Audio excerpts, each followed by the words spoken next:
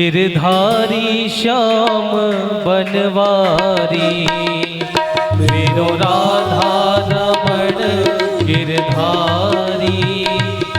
गिरधारी श्याम बनवारी, गिरधारी श्याम बनवारी, गिरधारी श्याम बनवारी। ओ मेरो राधा रमण गिरधारी, गिरधारी श्याम बनवारी, मेरो राधा गिरधारी, गिरधारी श्याम बनवारी।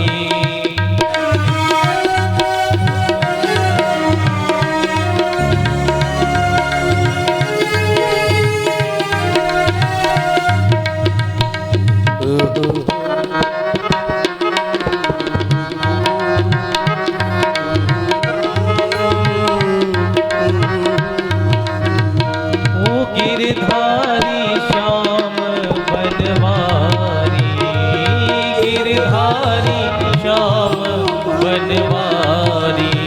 ओ गिरधारी श्याम बनवारी, गिरधारी श्याम बनवारी। ओ मेरो राधा, ओ मेरो राधा रमण गिरधारी, गिरधारी श्याम बनवारी, मेरो राधा रमण गिरधारी, गिरधारी श्याम बनवारी। श्री राधे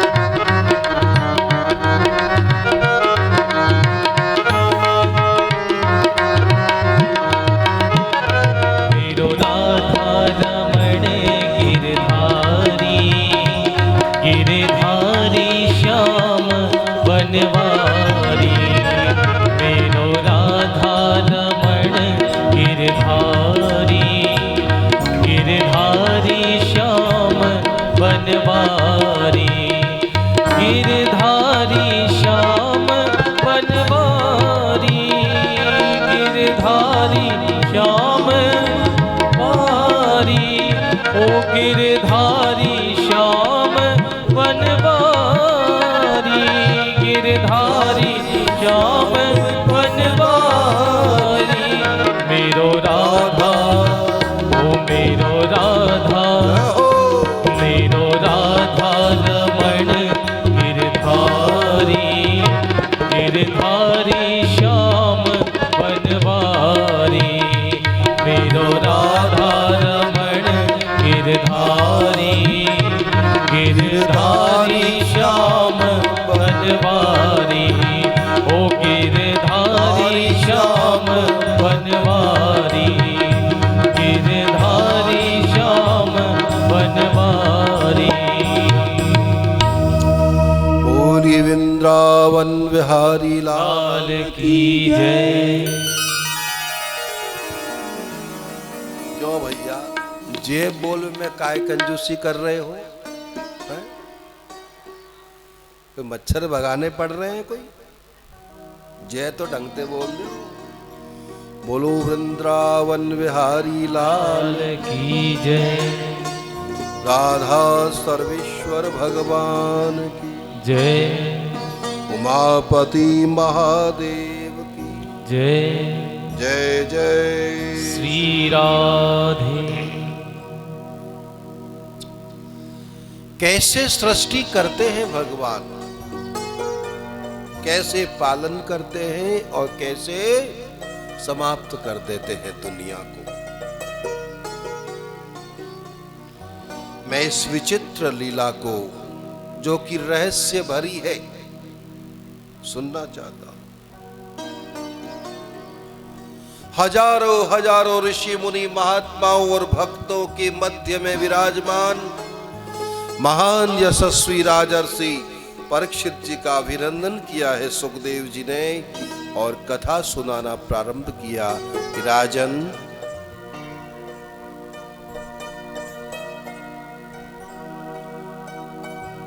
नार के भीतर रहते हैं भगवान।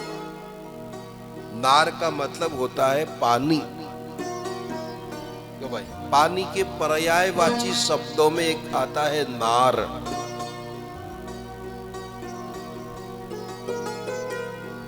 नार ही जिसका अयन है, अयन माने घर, नार को ही जिसने अपना अयन बना रखा है, घर बना रखा है, ऐसे भगवान का एक नाम हो गया नारायण। नार ही जिसका अयन है सो वे नारायण कहलाए। श्री हरि नारायण ने देखा कि मैं यहां अकेला पड़ा हूं, अनेक होना चाहिए, अनेक होकर के अनेक रूपों में निवास करके अनेकता का आनंद लेना चाहिए। सो वे एक ही अनेक रूपों में विभक्त होना चाहते हैं। सो क्या किया, अपने नाभि में से कमल फूल प्रकट कर दिया।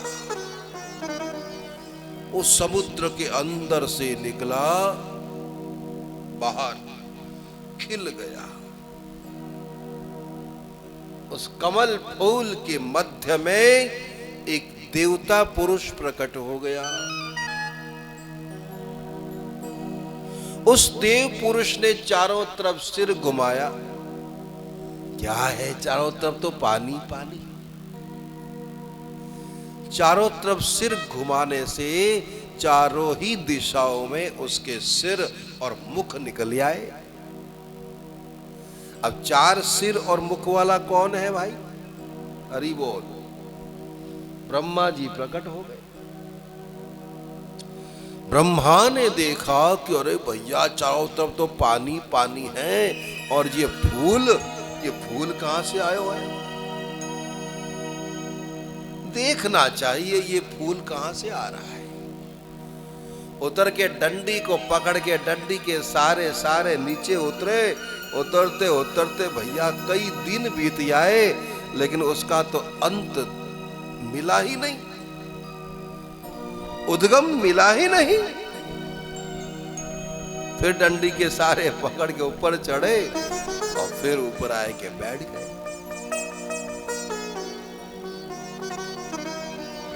विचार करने लगे कि मैं यहां क्या करूं रे भाई, कई दिन हो गए बैठे बैठे, क्या करूं बैठो बैठो। तो समुद्र की लहरें बाहर और भीतर आ रही है, जा रही है। बाहर बड़े बड़े ऊंचे पहाड़ और लहरें पर्वत शिखरों से टकराती है, फिर भीतर आती है। ऐसे लहरों के बाहर जाने भीतर आने से वर्णमाला के दो अक्षर उन्हें सुनाई पड़े।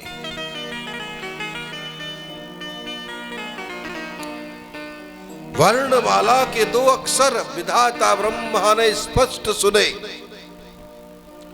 एक 16वां अक्षर और दूसरा 21वां अक्षर।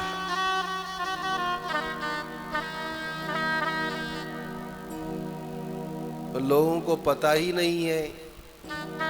मैं तो कहूं कि या मोहल्ले में कहूं पूछ लो कि वर्णमाला को 16वां अक्षर 21वां अक्षर बताइयो रे, तो ये पढ़ने वाले यही कहेंगे हमारे मास्टर ने पढ़ायो ही ना।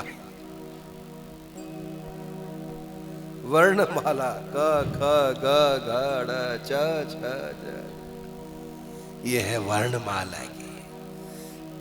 इस वर्णमाला का 16वां अक्षर है तो, त से तराजू, तो ध द ध न 20।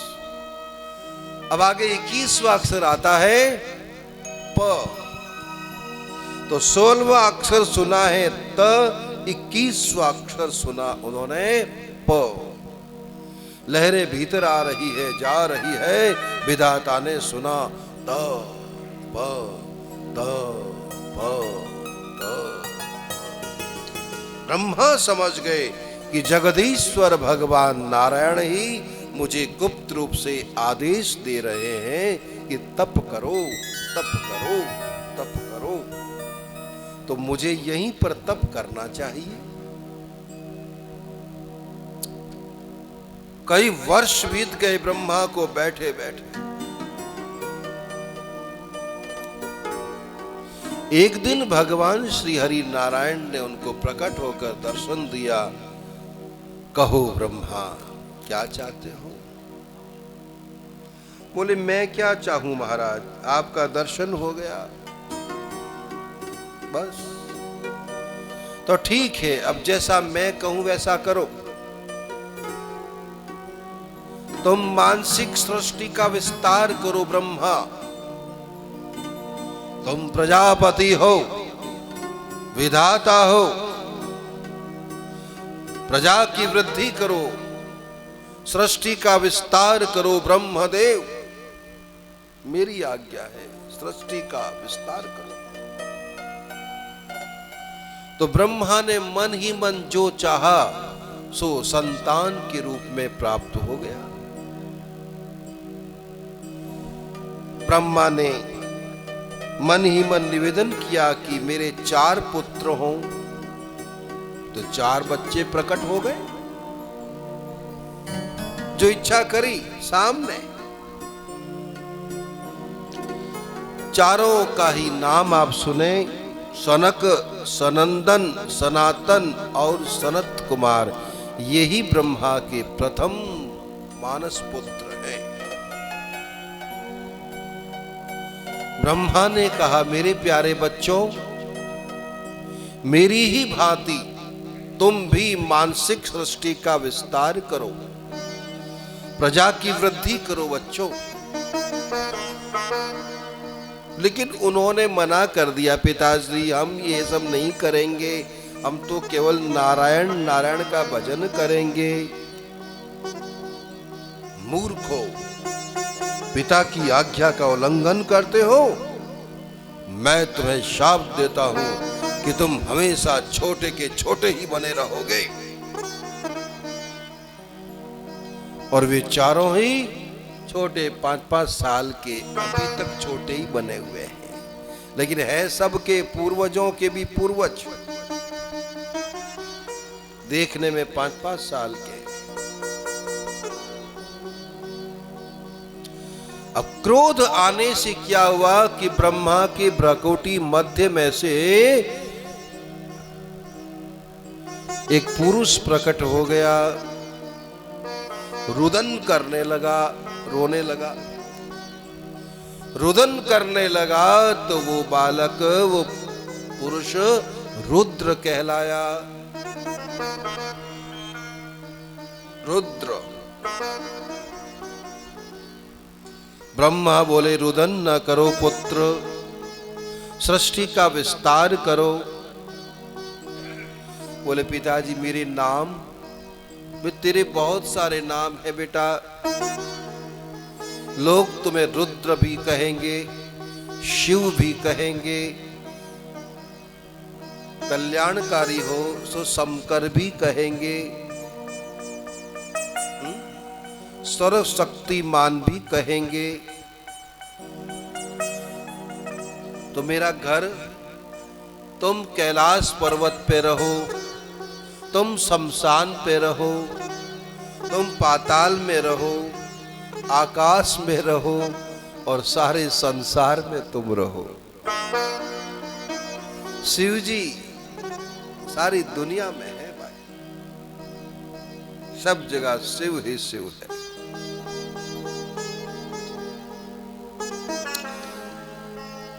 ब्रह्मा ने कहा है तो रुद्रदेव ने, महादेव ने सृष्टि का विस्तार किया। अब शिव जी की सृष्टि तो आप जानते ही हो भैया, भूत प्रेत पिशाच योगिनी विकट मुख रजनी चरा। भूत प्रेत पिशाच योगिनी डाकिनी चुड़ैल, भैया सब के सब महादेव के चारों तरफ कोई हा हा हू कर रहे हैं, तो कोई हर हर हर हर कर रहे हैं। अब भूत प्रेतों की टोली आ रही है भैया। एक दिन ब्रह्मा अपने रुद्रदेव से मिलने कैलाश पर्वत पर गए, तो भूत प्रेतों ने ब्रह्मा को पकड़ लिया कि ये कौन है भाई, आज तो हमने नाश्ता की ही ना, चलो या ये पकड़ के खा लो। तो ब्रह्मा चिल्लाए, शिव जी ने छुड़ा दिया। ब्रह्मा बोले बेटा ऐसी सृष्टि बंद करो। ठीक है, तो क्या करें कि भजन करो। तो महादेव भजन में लग गए। ब्रह्मा को अच्छा नहीं लगा, तो अब की बार उन्होंने फिर से इच्छा करी कि मेरे 10 पुत्र हों। इच्छा करी तो सामने 10 पुत्र प्रकट हो गए। ब्रह्मा के इन 10 मानस पुत्रों का भी आप नाम सुनिए। भृगु, मरीचि, अंगिरा, वशिष्ठ, अत्रि, पुलह, पुलस्त्य, दक्ष, क्रतु और नारद जी महाराज।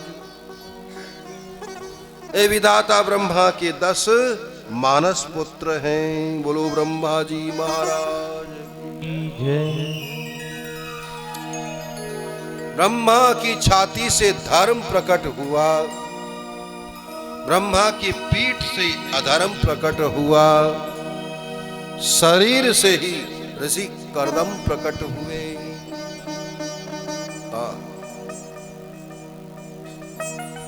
ऐसी विचित्र सृष्टि ब्रह्मा की।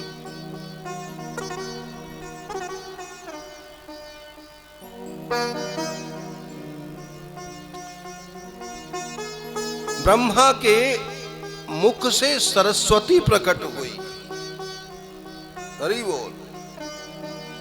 कहते हैं कि सरस्वती इतनी सुंदरी थी कि विधाता ब्रह्मा ओहो अपनी पुत्री को देख करके मोहित हो गए। उनके अन्यान्य पुत्रों ने, मरीचि, पुलस्त्य, क्रतु आदि ने फटकार लगाई, पिताश्री क्या कर रहे हैं, ये आपकी बेटी है, सावधान। देखो तो ब्रह्मा को बड़ी लज्जा हो आई। उन्होंने उस शरीर को ही छोड़ दिया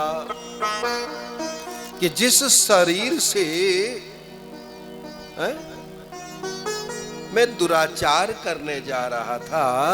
हाय हाय, जिस शरीर में दुर्भाव प्रकट हो गया, ऐसे शरीर को तो छोड़ ही देना चाहिए। तो विधाता ने वो शरीर ही छोड़ दिया, दूसरा शरीर धारण कर लिया।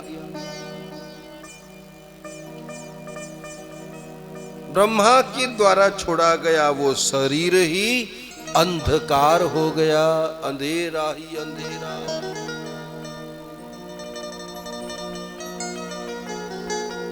हाय हाय, ऐसे ही ब्रह्मा के शरीर से कर्दम जी प्रकट हुए। भगवान कर्दम को ब्रह्मा ने कहा, बेटा कर्दम तुम भी प्रजा की वृद्धि करो बेटा, हम प्रजापति हैं, सृष्टि का विस्तार करना ही हमारा एकमात्र कार्य है, सो तुम सृष्टि का विस्तार करो बेटा। बोले पिताजी आपकी आज्ञा का पालन मैं अवश्य करूंगा, लेकिन पहले मैं तपस्या करना चाहता हूं। जो ऋषि कर्दम तपस्या करने लगे। अब जब करदम जी तपस्या करने लगे तो ब्रह्मा ने देखा कि चलो रे भाई, अब ये मानसिक सृष्टि बंद करो भैया। तो क्या लीला करी ब्रह्मा ने? अपने दाहिनी भुजा का घर्षण किया, घर्षण करके एक पुरुष प्रकट कर दिया। वो स्वयं प्रकट हुआ था, सो उसका नाम स्वयंभू रखा गया। मनुष्याकार था, सो मनु कहलाया। क्या नाम था उसका? स्वयंभू मनु। हम सभी मनु की संतान है, हम सभी लोग मनु की संतान हैं, इसीलिए मनुष्य कहलाते हैं। विधाता ब्रह्मा ने अपनी बाईं भुजा का घर्षण करके एक सुंदर स्त्री प्रकट कर दी। आहा, उसी का नाम महारानी शत्रुपा रख दिया गया। वे स्वयंभू मनु और वो माता महारानी शत्रुपा जी। ब्रह्मा बोले, बेटा मनु, अब तक तो मैं मानसिक की सृष्टि करता आया, अब मैं मानसिक सृष्टि तो बंद कर रहा हूं भैया। अब तुम मैथुनी सृष्टि का प्रारंभ करो। तुम अपनी पत्नी के गर्भ से संतान उत्पन्न करो और सृष्टि का विस्तार करो बेटा, प्रजा की वृद्धि करो। मनु महाराज ने निवेदन किया, पिताजी मैं अवश्य ही आपकी आज्ञा का पालन करूंगा, लेकिन मेरी होने वाली संतान कहां रहेगी? मेरी प्रजा कहां रहे? मेरी प्रजा को रहने के लिए घर चाहिए, धरती चाहिए, और धरती तो है ही नहीं। कहां चली गई? देखा कि धरती तो पाताल में चली गई है। पाताल में? अरे धरती को पाताल में कौन ले गया रे?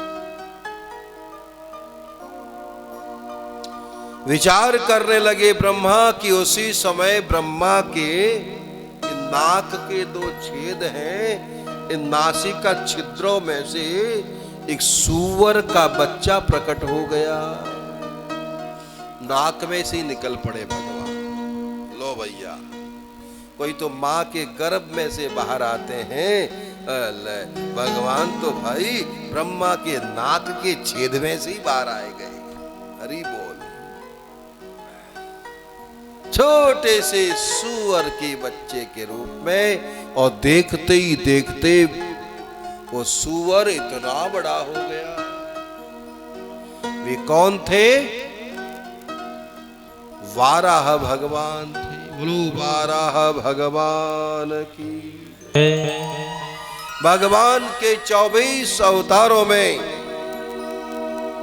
ये भगवान का पहला अवतार कि संसार के कल्याण के लिए, पृथ्वी को रसातल पाताल से बाहर लाने के लिए भगवान वाराह बने। बोलो वाराह भगवान की जय।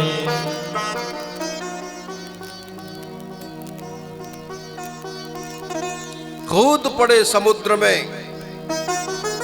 रसातल पाताल में पड़ी धरती को बड़े दांतों पे धारण करके बाहर ले आए। हिरण्याक्ष सामने आया तो मार मार के उसे मौत के घाट उतार दिया। ऐसे वाराह भगवान को बारंबार प्रणाम करते हैं। बोलो वाराह भगवान की जय। अब ये कथा विदुर जी सुन रहे थे, और ये कथा परीक्षित महाराज भी सुन रहे थे। महात्मा विदुर ने ऋषि प्रवर मैत्रेय जी से निवेदन किया कि प्रभु, हम इस कथा को विस्तार से सुनना चाहते हैं। आपने तो 2 ही मिनट में कथा पूरी कर दी। मैं जानना चाहता हूं कि ये हिरण्याक्ष कौन था।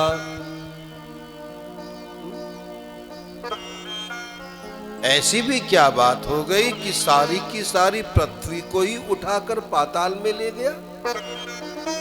ऐसा बलशाली कौन था ये असुर? भगवान मैत्रेय बोले, विदुर जी ध्यान से सुनो।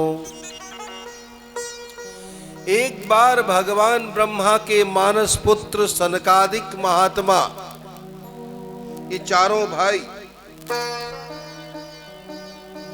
वैकुंठ में भगवान श्री हरि का दर्शन करने के लिए गए, तो वैकुंठ के चौकीदारों ने उन्हें रोक लिया, नो एंट्री, रोक लिया। तो इन चारों ही कुमारों को क्रोध हो आया, शाप देने लगे, मूर्ख द्वारपालो, तुम वैकुंठ के द्वारपाल होकर के भी तुम्हारे मन में इतनी कुंठा भरी पड़ी है, देवता होकर के भी असुरों जैसा व्यवहार करते हो। मैं तुम्हें शाप देता हूं, इसी समय तुम पृथ्वी पे जा गिरो और 3 जन्मों तक असुर योनि में रहो। नीचे गिरो यहां से, तुम यहां रहने के अधिकारी नहीं। ऐसा जब श्राप दिया महात्माओं ने, तो वे वैकुंठ के द्वारपाल जय और विजय काले पड़ गए और गिर पड़े पैरों में। क्षमा करो बाबा, क्षमा करो, क्षमा करो, बड़ी भूल हो गई, हम पहचान नहीं पाए, माफ करो, हमारा उद्धार करो महात्माओं। रोने लगे, प्रार्थना करने लगे, तो दया आ गई। ठीक है, 3 जन्मों तक आसुरी योनि में तो तुमको रहना ही होगा, लेकिन हां, तुम्हारा कल्याण करने के लिए भगवान को 3-3 बार आना पड़ेगा, उन्हीं के हाथों तुम्हारा उद्धार होगा। जाओ, प्रतीक्षा करो। वे ही वैकुंठ से जय और विजय नीचे गिरे और असुरों की माता दीति के गर्भ में आ गए।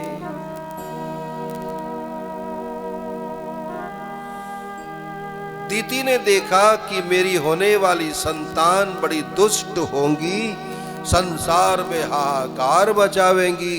सो मां दीति ने 100 वर्षों तक अपने गर्भ को रोक के रखा, बच्चों को जन्म ही नहीं दिया।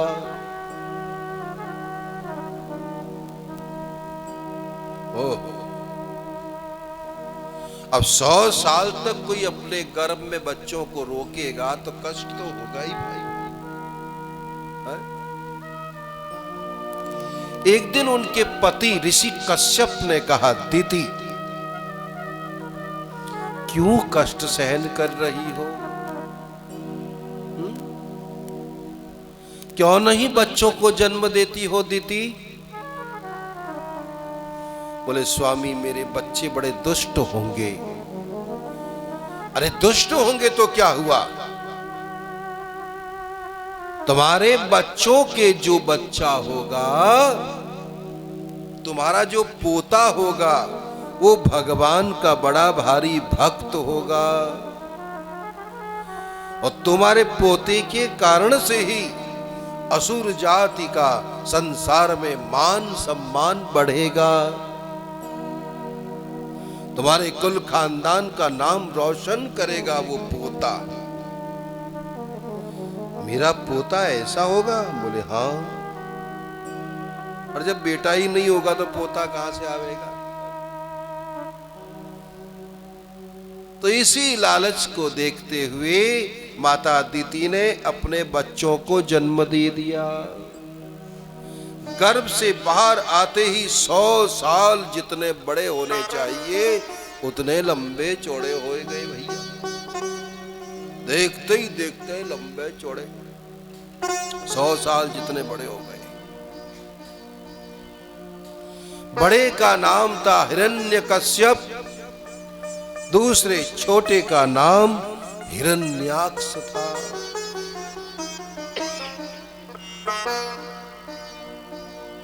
महाबली हिरण्यकश्यप देवताओं से बड़ा वैर मानता था।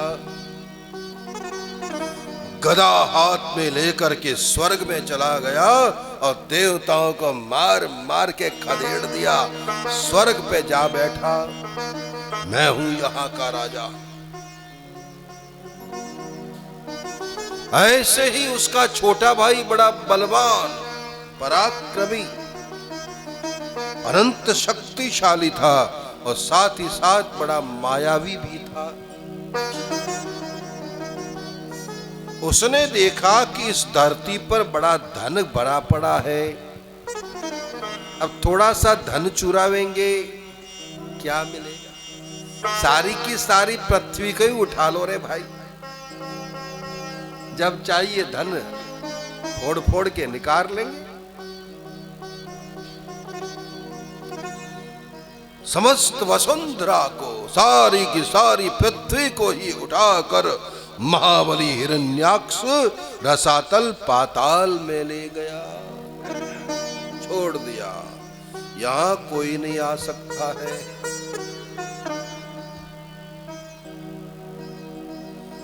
आज ब्रह्मा ने जब अपने पुत्र से कहा, बेटा मनु सृष्टि का विस्तार करो, तो मनु बोले, पिताजी मेरी संतान कहाँ रहेगी, धरती तो है ही नहीं।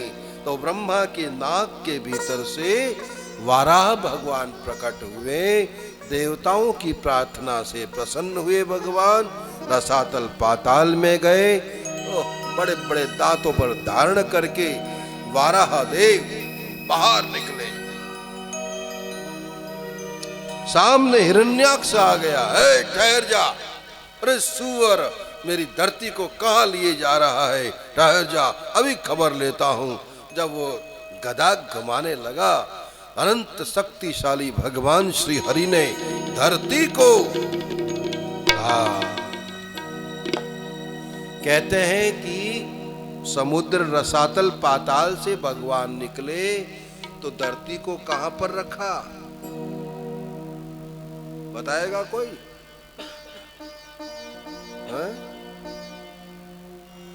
मथुरा है ना, ये मथुरा नगरी, ये मथुरा 3 लोक से न्यारी है।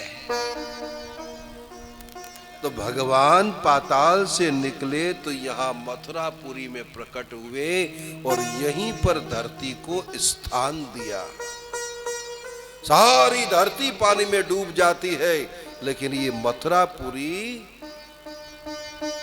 कभी समाप्त नहीं होती। भगवान वाराह यहाँ अस्कुंडा घाट है, द्वारकाधीश मंदिर है तो सामने विश्राम घाट है, उसी के बगल में ही वाराह घाट है, उसको अस्कुंडा घाट भी कहते हैं। वहाँ मोटे गणेश का मंदिर भी है। तो वहां पर भगवान वाराह प्रकट हुए, धरती को स्थान दिया। भाई कोई आधार तो चाहिए ना, तो इस आधार पर भगवान ने धरती को टिकाया। और इसीलिए कहते हैं कि ये मथुरा 3 लोक से न्यारी। पुरातन काल में मथुरा का नाम था मधुपुरी। मधुपुरी क्योंकि महाराज मधु, अनंत शक्तिशाली दैत्यराज मधु यहाँ के राजा थे, सो उन्होंने अपने ही नाम से इस पुरी का नाम रखा मधुपुरी। वो वन में भ्रमण करता था, उस वन का भी नाम उसी ने रखा, मधुवन। कभी गए हो मधुवन? बाबूलाल जी गए? उसी मधुवन में उत्तान पाद नंदन राजकुमार ध्रुव ने कठोर तपस्या कर नारायण का दर्शन प्राप्त किया था। ऐसी मधुपुरी। बोलो वाराह भगवान की जय। धरती माता को भगवान वाराह ने मथुरापुरी पर स्थापित किया है और फिर भिड़ गए हिरण्याक्ष से चटाचट पटापट। और भैया लड़ते लड़ते रात हो गई। देवताओं ने कहा प्रभु रात हो गई है, रात्रि में इन असुरों का बल बढ़ जाता है, मार डालो प्रभु। भगवान बोले तुम काहे को कूद रहे हो भाई, लड़ाई तुमको लड़ना है कि मेरे को, बैठ जाओ। भगवान सर्वेश्वर नारायण श्री हरि ब्रह्म, क्या नाम इनका, वाराह भगवान ने गवा करके गदा से हिरण्याक्ष की खोपड़ी पर मारा। खोपड़ी पर गदा प्रहार होते ही चकरा गया बेचारा और धड़ाम से गिर पड़ा, मारा गया। बोलो वाराह भगवान की जय। देवताओं ने फूलों की वर्षा करी, चारों ओर से जय जयकार होने लगी है। बोलो वाराह भगवान की जय। प्रभु जय जगदीश हरे, प्रभु वाराह रूप हरे। प्रभु जय जगदीश हरे, प्रभु वाराह रूप हरे। प्रभु जय जगदीश हरे, प्रभु वाराह रूप धरे। ओ प्रभु जय जगदीश हरे, प्रभु वाराह रूप धरे।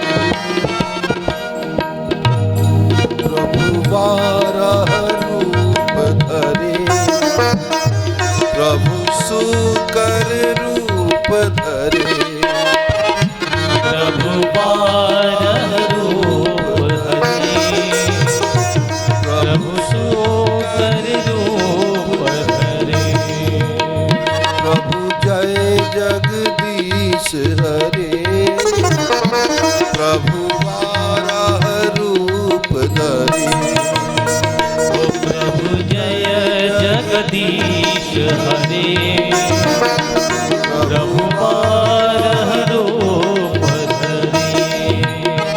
प्रभु वाराह रूप धरे, प्रभु वाराह रूप धरे, प्रभु वाराह रूप।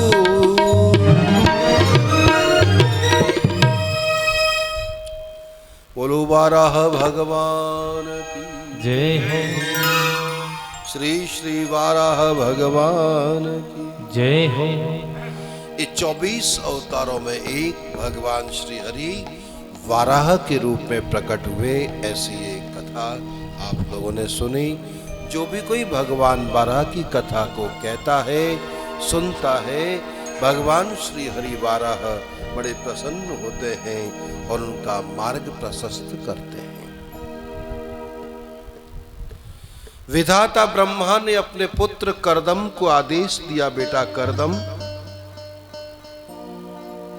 तुम भी प्रजा की वृद्धि करो बेटा। बोले पिताश्री अवश्य ही मैं करूंगा, लेकिन इसके लिए मैं थोड़ा तप करना चाहता हूं। करो। सैकड़ों वर्षों तक ब्रह्मपुत्र कर्दम जी ने तपस्या करी और एक दिन श्री हरि नारायण उनके सामने प्रकट हुए।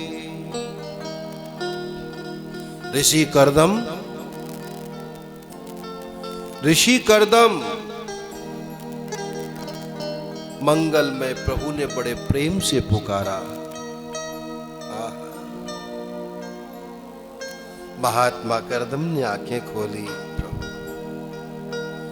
मांग लो करदम, क्या चाहते हो?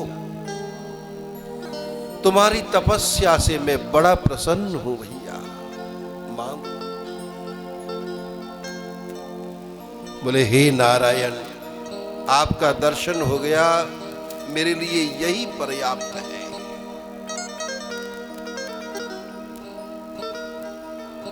और क्या चाहिए?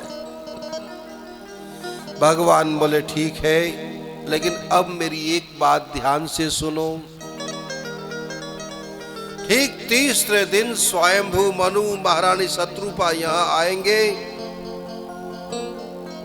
अपनी बेटी देवहूति को लेकर आएंगे और तुम्हारे से विवाह का आदेश मांगेंगे। तुम्हारे सामने विवाह का प्रस्ताव रखेंगे, मना मत करना, हाँ बोल देना। तो फिर कहेगा कि मैं कुंवारा रह गया, मना मत करियो। ठीक है साहब। भगवान श्री हरि चले गए। तीसरे ही दिन ब्रह्मपुत्र भगवान मनु अपनी पत्नी शत्रुपा अपनी बेटी देवहूति के साथ वहां पर आए।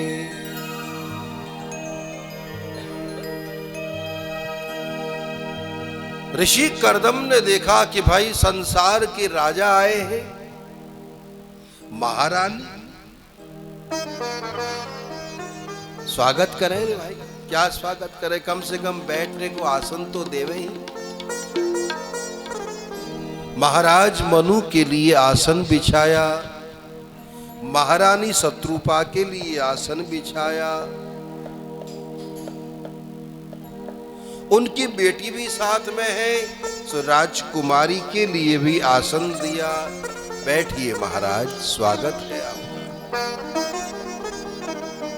महाराज मनु बैठ गए, महारानी बैठ गई, लेकिन राजकुमारी आसन पर नहीं बैठी।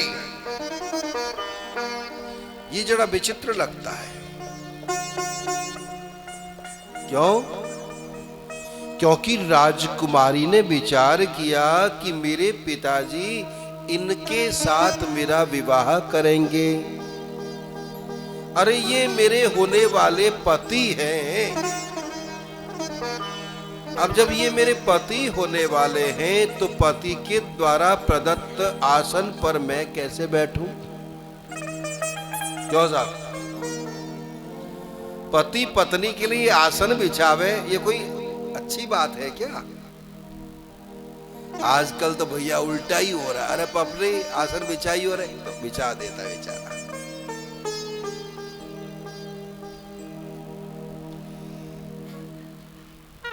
हमने एक परिवार में देखा, वो पत्नी तो 7 बजे उठती है बाबूलाल जी, उससे पहले ही उसका आदमी घर का सारा काम कर देता है।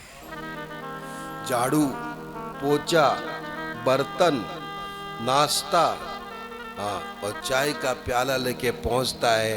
अरे पप्पू की मम्मी अब तो उठ जा, ले गरम गरम। ऐसे पति परमेश्वर। अब इस प्रकार से जो पति से सेवा करवाती है तो वो स्त्री पतिव्रता कैसे हुई? वो पतिव्रता नहीं।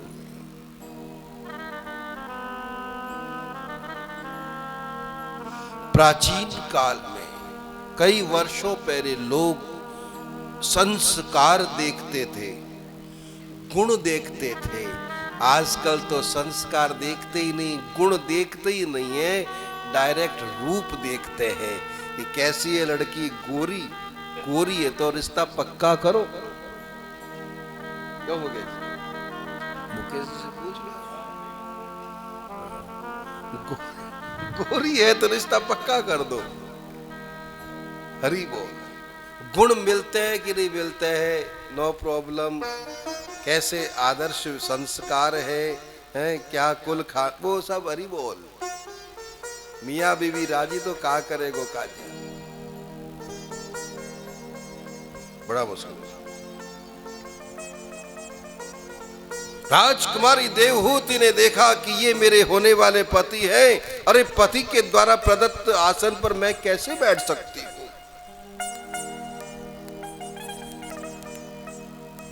और आसन पर नहीं बैठूं तो ये भी ठीक नहीं। आसन पे बैठती हूं तो मेरा धर्म नष्ट होता है, आसन पे नहीं बैठती हूं तो इन्हें कष्ट होता है, इन्हें बुरा लगेगा। तो क्या किया राजकुमारी ने? आसन पर तो नहीं बैठी, आसन पर हाथ रख दिया और आसन के पास में बैठ गई। ऋषि कर्दम समझ गए कि लड़की बड़ी समझदार है, संस्कारवान है, बड़ी अच्छी लड़की है, इसके साथ शादी करो। भगवान मनु ने कहा, ऋषि कर्दम, मैं अपनी बेटी का विवाह तुमसे करना चाहता हूं। बोलो। अवश्य महाराज, मैं आपकी बेटी के साथ ये संस्कार करने को तैयार हूं। अरे आपकी पुत्री से कौन विवाह नहीं करना चाहेगा महाराज? ये तो सर्वगुण संपन्न है, उत्तम संस्कारों से संपन्न है, आदर्श लड़की है, मैं इसे स्वीकार करता हूं। तब तो मनु महाराज ने बड़े धूमधाम से अपनी बेटी का विवाह ऋषि कर्दम के साथ संपन्न कर लिया। बोलो भक्त वत्सल भगवान की जय। दान पुण्य करके, कन्या दान करके महाराज मनु चले गए। अब ऋषि कर्दम क्या है कि योगी महात्मा थे। उनका दिन भर तो ऐसे ही माला फेरने में, पाठ पूजा करने में बीत जाता था, और कभी कभी अगर वो ध्यान में लीन हो गए तो 10-10 दिन तक तो वो यूं ही बैठे रहते थे। वो राजकुमारी देवहूति बेचारी कभी इधर आती, कभी उधर जाती, कभी सोती तो कभी फिर आती, बड़ी उलझन में पड़ गई। अरे शादी कैसी शादी है भाई? साल भर बीत गया, अभी तक एक बार भी मेरे पति ने मुझसे प्रेम से बात ही नहीं करी। दिन रात लगे ही रहते हैं ये तो। एक दिन योगीराज कर्दम ने आंखें खोली और अपने सामने अपनी पत्नी को देखा।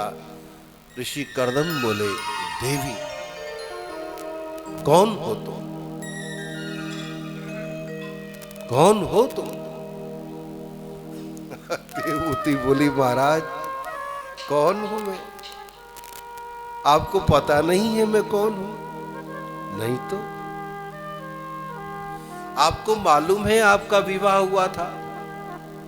हाँ हुआ तो था भगवान, मेरे ही साथ आपका विवाह हुआ था।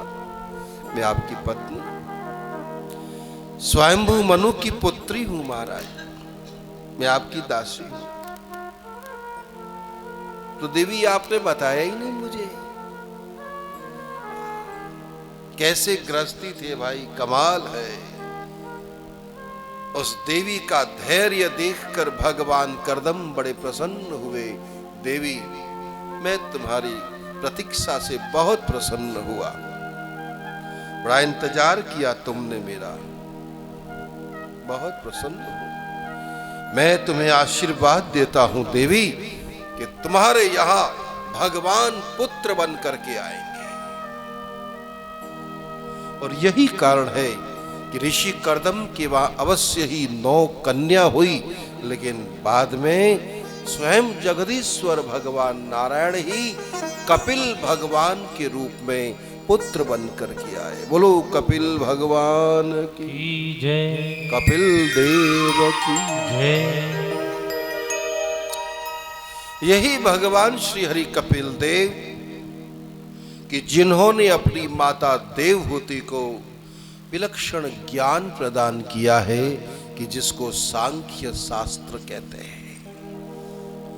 माता देवहूति और भगवान कपिल का जो आपसी संवाद है वो सांख्य शास्त्र है, अद्भुत ज्ञान भरा पड़ा है।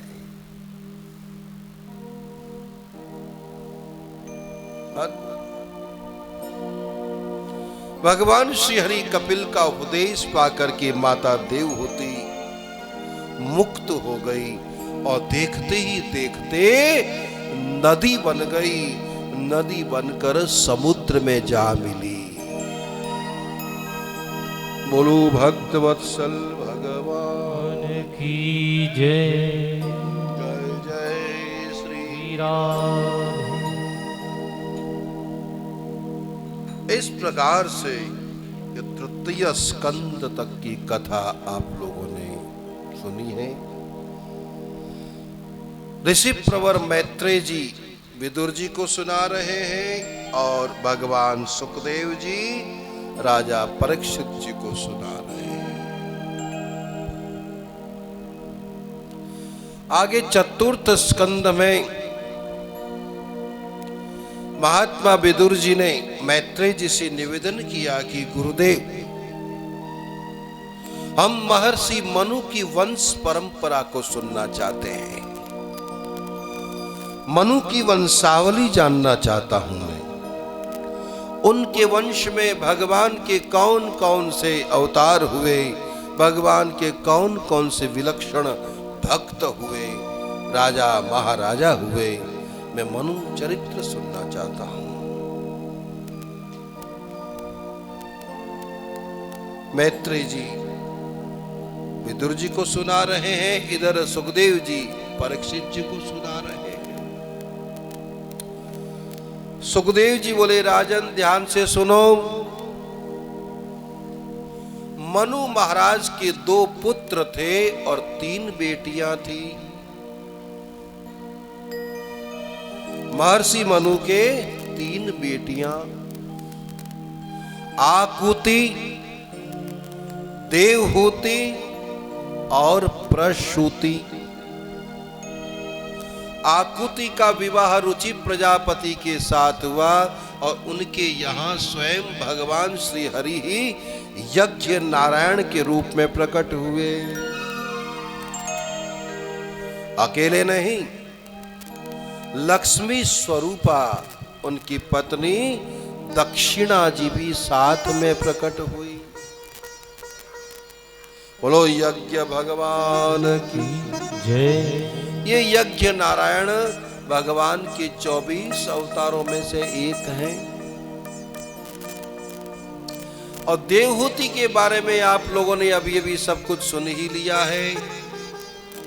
ये मनुपुत्री है, ऋषि कर्दम की भार्या है, 9 कन्या और 10वें में भगवान कपिल इनके पुत्र बन के आए हैं। देवहूति का सारा कथा प्रसंग आप लोगों ने सुन लिया।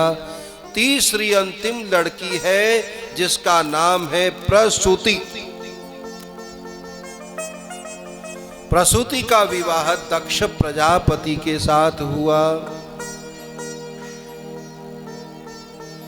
प्रजापति दक्ष ने प्रसूति के गर्भ से 16 कन्या उत्पन्न करी। कितनी लड़कियां? 16। 16 में से 13 लड़कियों का विवाह उन्होंने धर्म के साथ कर दिया। 3 बची। एक का विवाह जिसका नाम है स्वाहा का विवाह उन्होंने अग्नि देव के साथ किया। एक लड़की जिसका नाम है स्वधा का विवाह उन्होंने पितरों के स्वामी आर्यमा के साथ किया। सबसे छोटी लड़की है जिसका नाम है सती। सती का विवाह दक्ष प्रजापति ने ब्रह्मा के कहने से किसके साथ किया? भगवान शिव शंकर के साथ कर दिया। सती महादेव की पत्नी बनी, लेकिन सती के गर्भ से महादेव के कोई बालक नहीं हुआ, क्योंकि सती अपने पिता के घर गई और योग अग्नि प्रकट करके मारी गई। यही कारण है कि सती के कोई संतान नहीं हुई। अब ये विचित्र कथा विदुर जी सुन रहे, परीक्षित सुन रहे। उन्होंने प्रणाम करके कहा, गुरुदेव ये कैसी विचित्र कथा है? महादेव की पत्नी, प्रजापति दक्ष की पुत्री, ब्रह्मा की पोती अग्नि में जल करके भस्म हो जाती है। अरे ऐसी भी क्या विडंबना है? अवश्य ही कोई महान कारण रहा होगा। मैं इस घटनाक्रम को विस्तार से सुनना चाहता हूं। प्रभु इस कथा को आप हमें विस्तार से सुनावें। अवश्य ही विस्तार से सुनाएंगे भैया। हाँ हरि बोल, विस्तार से सुनावेंगे, पर पहले गड़ो गरम तो कर लो। आए भाई,